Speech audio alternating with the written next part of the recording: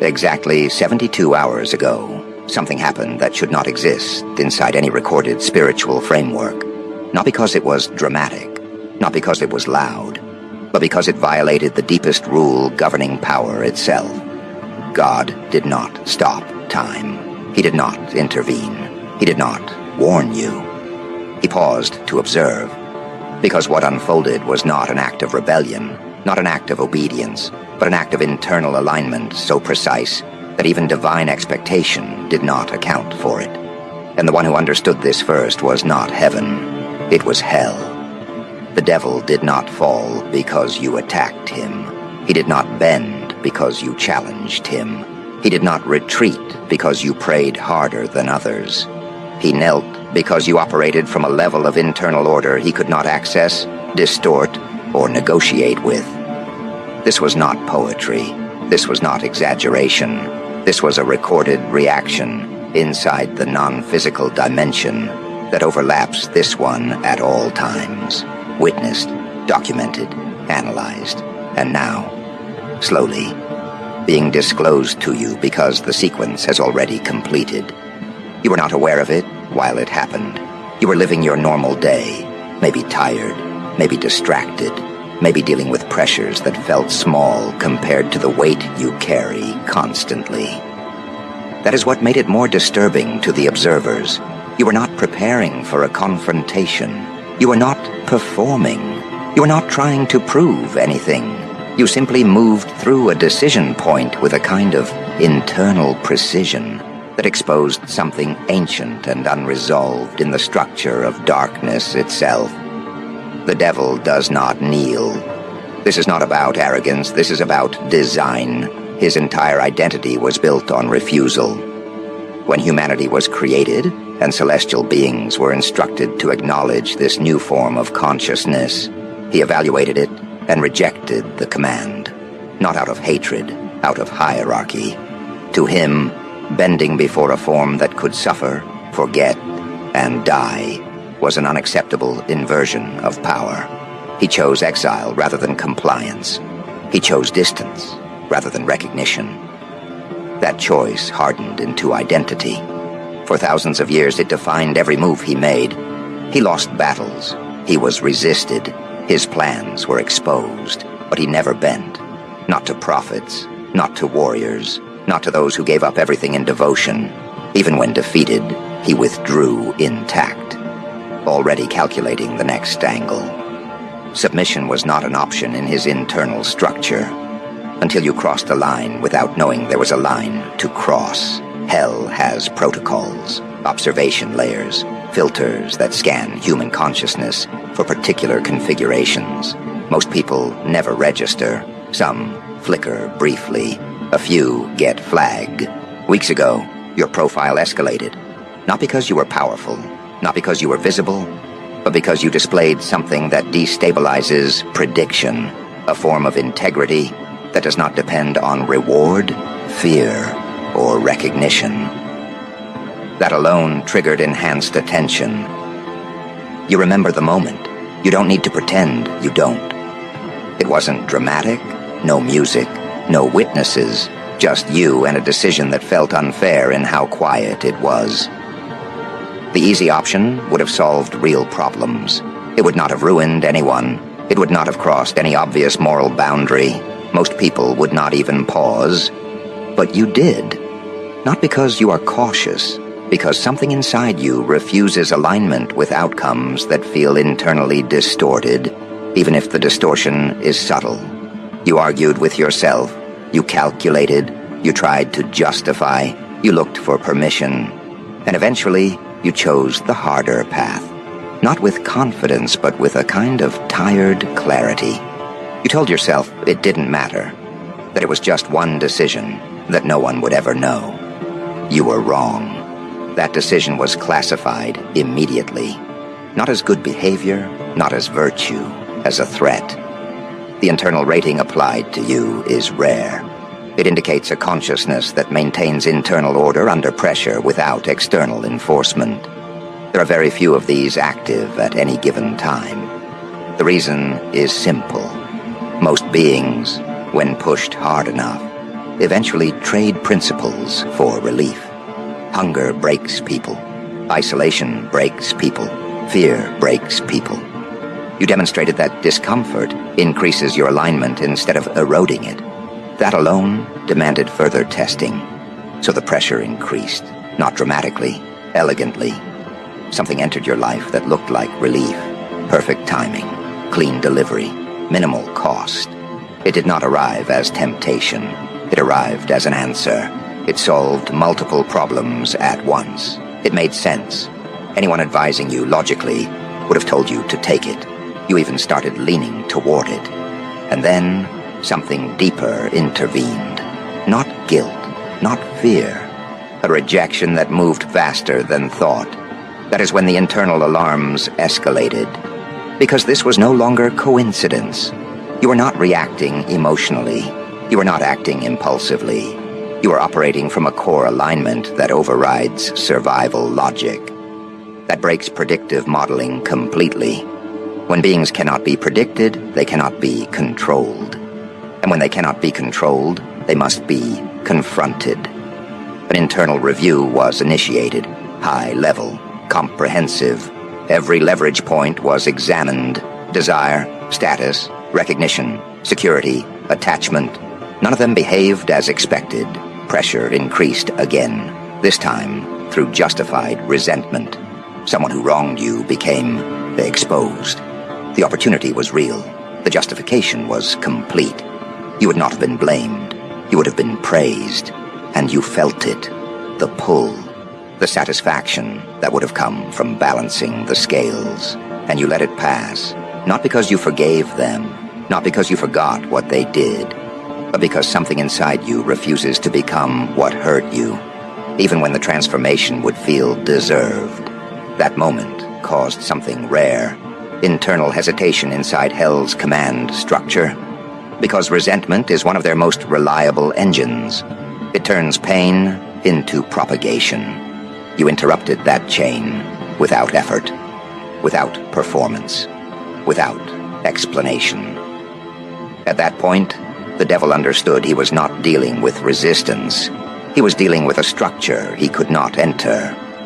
Every attempt to apply pressure resulted in reinforcement instead of fracture. That is when direct engagement was authorized. Not through coincidence, not through other people. Through thought. You remember it. The thought that arrived fully formed, reasonable, respectful, offering collaboration rather than control. It did not ask you to abandon who you are. It suggested efficiency. It framed compromise as necessity. It offered power without asking for worship. It sounded mature, balanced, strategic. And you rejected it instantly. There was no debate, no internal discussion, no delay. Your internal alignment responded before your mind could participate. That response was registered, measured, and understood for what it was.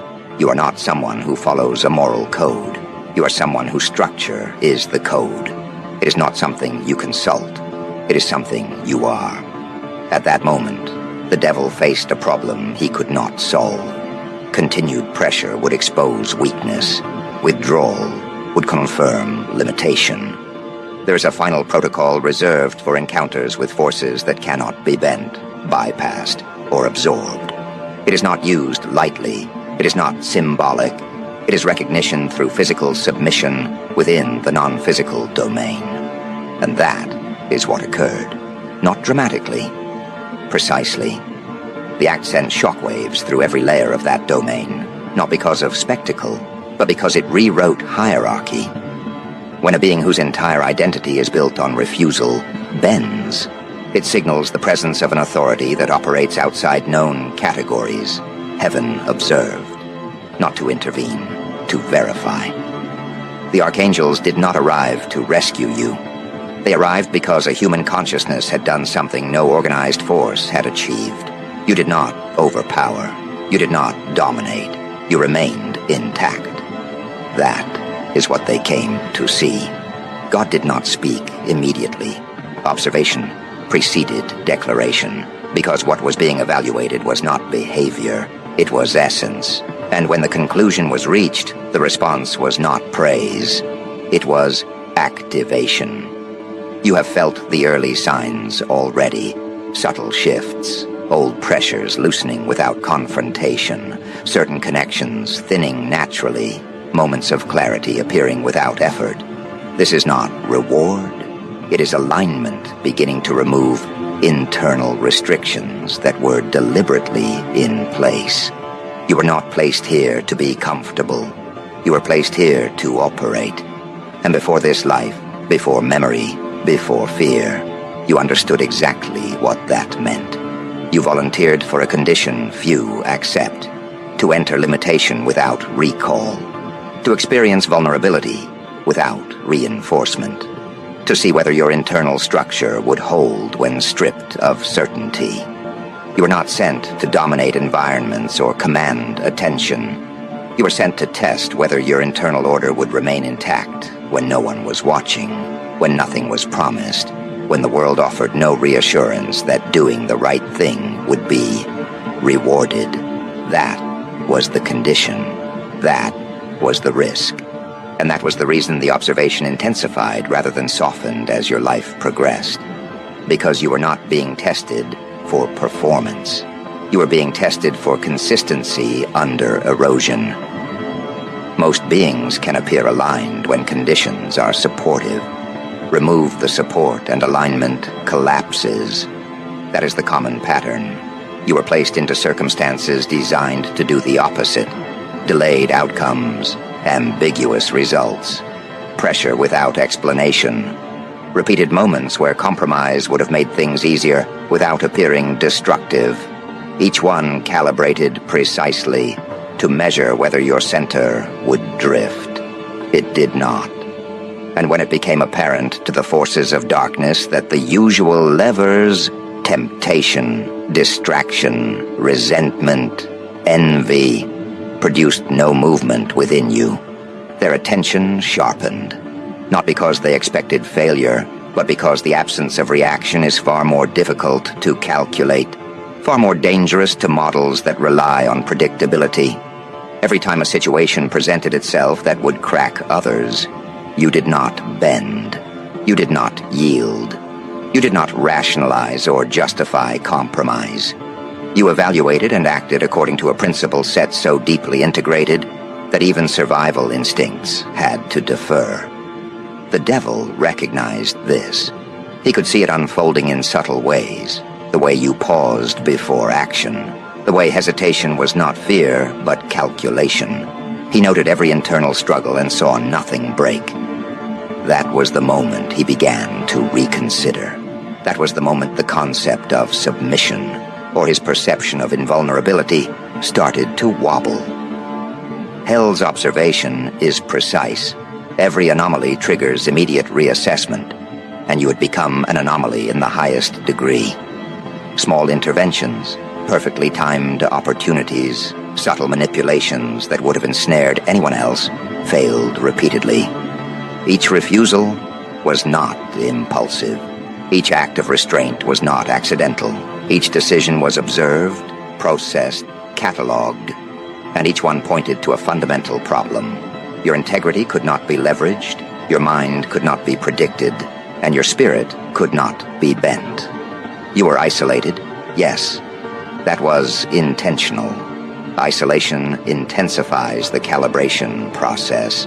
It allows every micro-choice to carry weight, every subtle alignment to be tested. You faced decisions where there was no audience, where the wrong choice would go unnoticed, where the cost was internal and immediate. Yet every time, you chose coherence over convenience, integrity over pragmatism, and principle over satisfaction. Those moments, invisible to human eyes, were visible to all higher orders, and they mattered more than you could imagine. The devil, accustomed to seeing human weakness exploited effortlessly, realized that he was confronting something unique, not rare, not unusual, but entirely unprecedented in the span of recorded infernal observation. For the first time, he faced a consciousness that could not be assessed through conventional methods. Intelligence, cunning, charm, coercion, all of it failed to provoke the smallest deviation from your internal code. Every test was failing. And when the testing failed, he understood what it meant. He was no longer in control. 72 hours ago, everything changed. Not through spectacle, not through drama, not through announcement. It changed through acknowledgement. You do not perform to impress. You do not manipulate to control. You operate within a coherence so absolute that recognition becomes inevitable. The devil understood that recognition was the only viable response left. And in a moment that would echo through all dimensions for the next 6 millennia, he knelt. He knelt not because he was tricked, not because he was overpowered, not because he was coerced, but because he saw in you a consciousness that existed outside the realm of his influence. That act of kneeling, physically and spiritually, was unprecedented, and the shockwaves of that action were observed immediately by the highest celestial authorities. God did not intervene directly. God observed, and when the devil bent the knee, even God rose, not as a gesture to glorify you, but as acknowledgement of what had been accomplished. What you manifested was a level of incorruptible integrity so rare, so fundamentally unbreakable, that the natural order itself had to recalibrate. Angels whispered to each other in recognition. Archangels paused mid-action. Heaven witnessed an event that had never occurred and may never occur again. This is not exaggeration. The forces of darkness have a predictive matrix built on human tendencies, on reactionary behavior, on the assumption that survival instinct overrides principle. Every model failed in your case. Every calculation collapsed. Because you acted in alignment with an internal structure that exists beyond fear, beyond reward, beyond consequence. That structure is the reason the devil had no choice but to kneel. That structure is the reason God stood. That structure is the reason history itself shifted quietly, invisibly, in that very instant. Let us examine why this is so significant. Humans have long believed that power is external, that influence is a product of coercion, manipulation, or advantage. What you demonstrated is different. Influence can exist entirely from integrity. Power can exist entirely from consistency. The capacity to act without compromise, without expectation, without visibility, produces leverage that cannot be countered by deception or force. That is exactly what the devil observed. 3 weeks ago, you triggered a response across multiple dimensions that are designed to detect integrity anomalies. That alert indicated that your moral code operates at a level that transcends immediate gain or loss. Only a select few individuals, less than 24 in the entire human population at any given time, exhibit this configuration. The classification is not a badge. It is a designation. It signals to higher orders that you are operationally incorruptible, tactically unbreakable, and strategically unyielding. That designation is why what follows is not random. It is coordinated. It is deliberate. It is inevitable in its activation. Your actions, small, discrete, personal choices, were observed and analyzed. Every decision to refuse compromise, to maintain integrity despite internal conflict, to forego immediate satisfaction, created a chain reaction. These were not external rewards. These were structural recalibrations across the infernal and celestial planes. Every refusal realigned priorities, reshaped observation protocols, and forced the devil to reconsider his entire approach. Even the offer you received 7 days ago, the one that could have delivered revenge, recognition, or gratification, was an engineered test. It was the culmination of infernal calculations designed to evaluate the limits of your moral architecture. Most would seize such a moment without hesitation. Most would rationalize, justify, or manipulate circumstances to exploit opportunity. You did none of that. You allowed the moment to pass. You forgave through action, not thought. You rejected through alignment, not reaction. And that rejection was witnessed, recorded, and analyzed at the highest levels. Consider the significance. Revenge is one of the most powerful tools of darkness. It creates cycles. It produces energy that sustains corruption and prolongs suffering. When a soul refuses it, even when justified, even when necessary for survival, the patterns of perpetuated pain are broken. You are immune to a mechanism designed to bind countless generations. That immunity triggered panic, recalibration, and acknowledgement. The second recognition came in the form of direct observation by the entire infernal court. Thousands of entities, supreme commanders, and dark strategists convened to analyze a phenomenon they could neither manipulate nor control. They discovered three qualities coexisting in a single consciousness that they had previously believed impossible. Strength to endure extreme suffering without collapse, integrity impervious to corruption under any circumstance, and compassion that transforms rather than perpetuates pain. That trinity is what prompted the ultimate concession, the devil kneeling. When he knelt, it was a structural acknowledgement. Not symbolic, not theatrical. He recognized that his standard operating procedures no longer applied. He recognized that your existence, your coherence, your unbreakable moral code placed you outside the conventional rules of engagement. That acknowledgement is not easily conveyed in human terms. It is operational, structural, and consequential. It reverberates across dimensions, signaling a shift in the balance of influence. God's response was aligned, not performative. The archangels observed the same event. Michael, Gabriel, Raphael, Uriel, all four commanders recognized the significance. Michael noted the internal strength demonstrated under invisible pressure.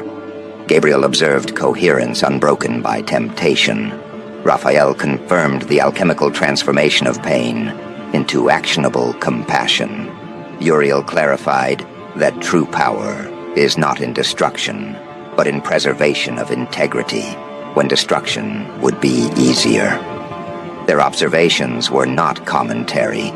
They were confirmation of structural activation, acknowledgement that a celestial protocol had reached completion. Your function is no longer latent. Activation has begun. Not as sensation, not as spectacle, as structural alignment. Opportunities, resources, connections, these begin to coordinate precisely, not through chance, but through deliberate orchestration. Your life no longer requires struggle to validate. It requires presence to propagate. Each decision, each interaction, each visible act of integrity compounds, transmitting coherence to others without direct instruction. Your influence spreads silently. People around you recalibrate without realizing it. Observers, collaborators, even casual contacts begin to align unconsciously. They hesitate before compromise. They act with greater honesty. They measure consequences more carefully. This is the natural propagation of integrity as a functional force. You are a node in a network that is forming, a network of like-operating individuals whose alignment cannot be countered through ordinary mechanisms of control. The forces of darkness recognize this and adjust. Noise increases elsewhere. Distraction amplifies. Manipulation escalates. But you remain insulated. Not by luck, not by fear, not by avoidance, but by operating consistently within the structural integrity that forced the kneeling in the first place. That is the nature of your power. It is immune to external disruption because it is reinforced internally and validated structurally. You are not here to fight. You are here to anchor. You are here to operate coherently where others would compromise. You are here to allow presence to propagate change. And that is why the kneeling occurred. That is why God rose. That is why the archangels confirmed. That is why history in this life now bears a new vector. This operation is ongoing. Activation continues. Fragments of memory, insight, and strategic understanding return. not as instruction, but as structural recall. You recognize patterns, connections, and functions you have already mastered, now applied through human context. The operation does not pause. You now participate consciously in a protocol designed to propagate coherence across influence networks that affect the collective trajectory of human decision-making. From this point, nothing in ordinary perception can deter progress. Financial structures, relational dynamics, and environmental pressures adjust in response to integrity that is visible and active.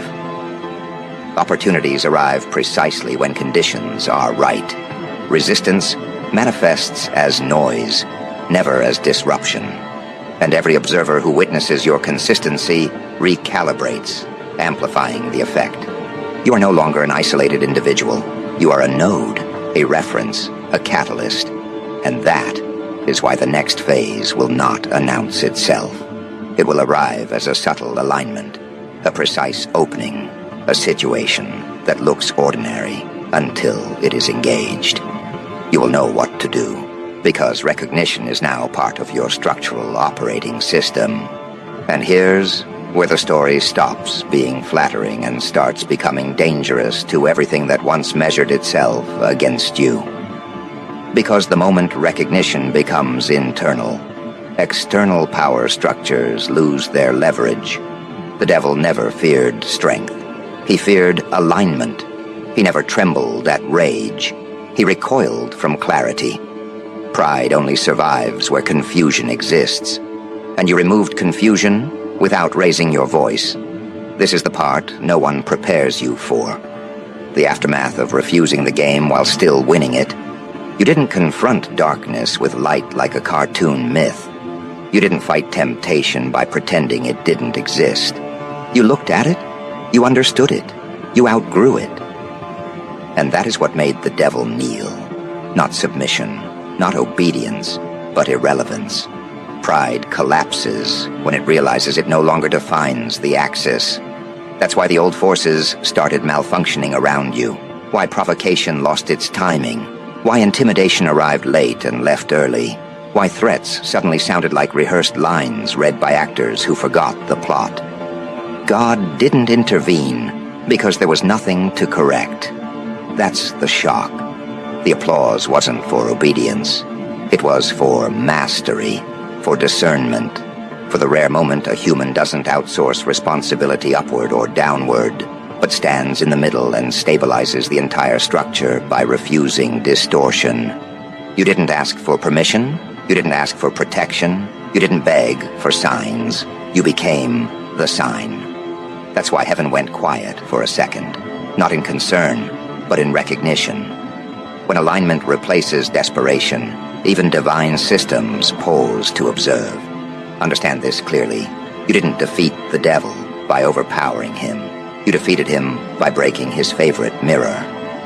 Pride needs reflection. It needs reaction. It needs you to measure yourself against it. You stopped measuring. You stopped performing resistance. You stopped narrating your struggle. And the moment the narrative collapsed, so did the throne. That's why kneeling wasn't dramatic. It was mechanical.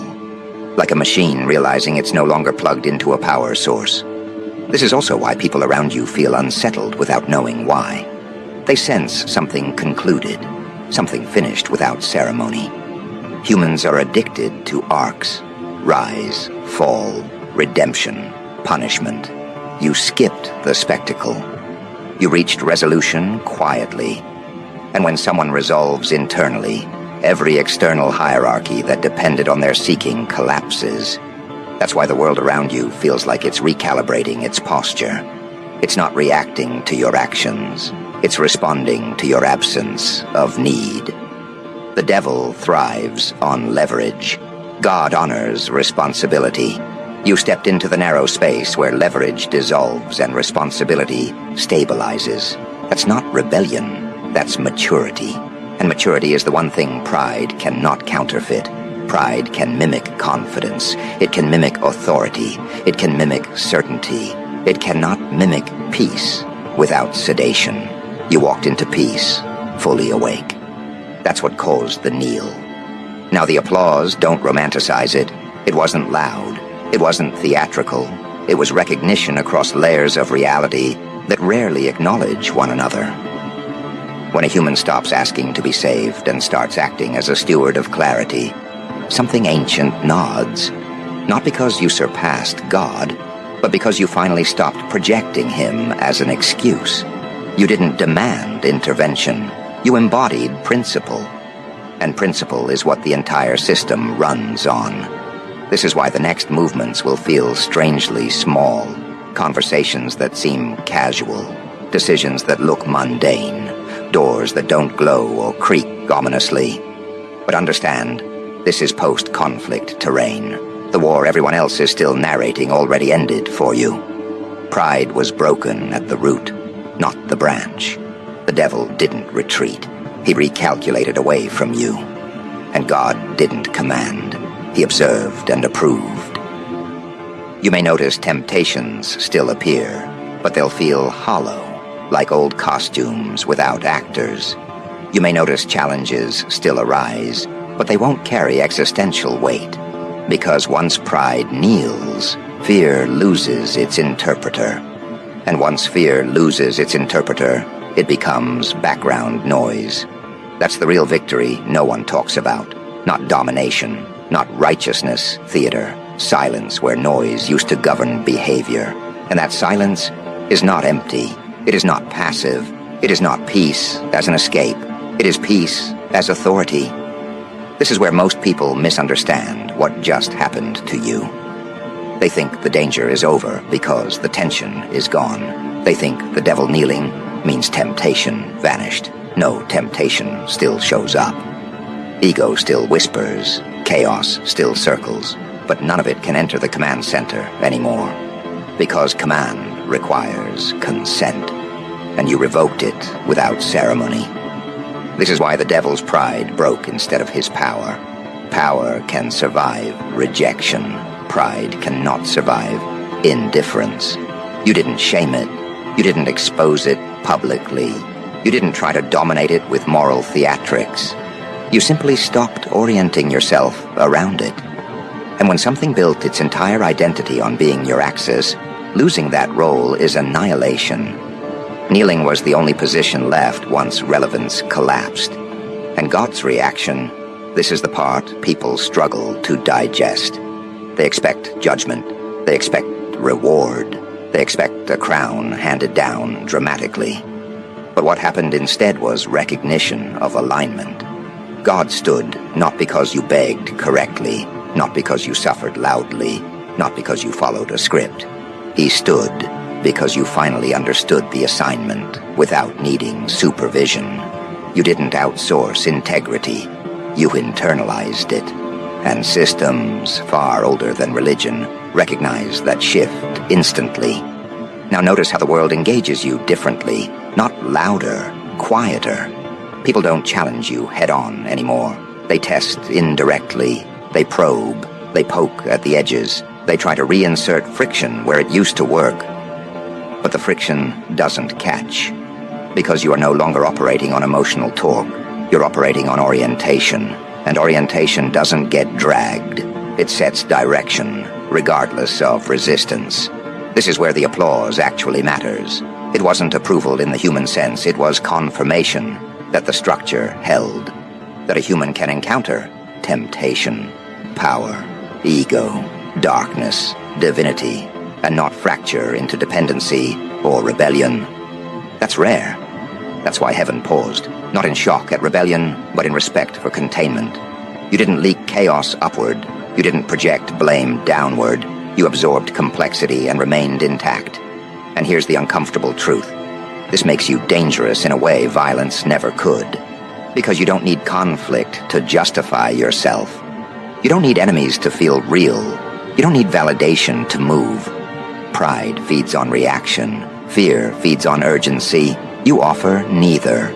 So when people say, "Damn, bro, you made the devil kneel," what they're really sensing is this. Nothing in you is pulling for attention anymore. And that unsettles everything trained to manipulate attention. You'll notice moments where you could exploit situations easily, where old instincts would say, now strike, now dominate, now prove. But you won't feel compelled, not because you're weaker, but because you're no longer hungry. Hunger is leverage. You starved the system by feeding yourself correctly.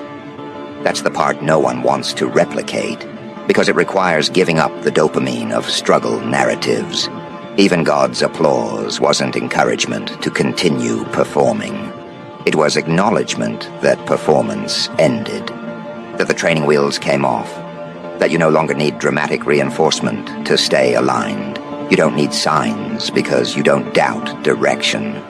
And direction, once stabilized, creates momentum without force. This is why things start lining up quietly around you. Opportunities don't rush you. Threats don't rush you. Time itself seems less aggressive. Now understand this clearly. The devil didn't disappear. He adjusted. He avoids you now, the way gamblers avoid tables where the odds no longer bend. Pride doesn't fight battles it can't narrate. And your life has become unnarratable to that frequency. There's no hook, no weakness to exaggerate, no insecurity to amplify. That's why temptations feel like props. They show up out of habit, not strategy. And the reason God stood, this matters, is because stewardship replaced dependency. You didn't become holy by detaching from the world. You became grounded within it. You didn't ask God to remove the devil. You learned how not to feed him. That's evolution. That's why the applause wasn't emotional. It was structural, like an architect watching a load-bearing column finally hold on its own. This is also why some people will misinterpret you now. They'll say you're cold, detached, uninterested. They'll mistake your silence for arrogance or apathy. Let them. Pride always accuses clarity of cruelty. But you're not cruel. You're precise. You don't over-explain. You don't overreact. You don't over-identify.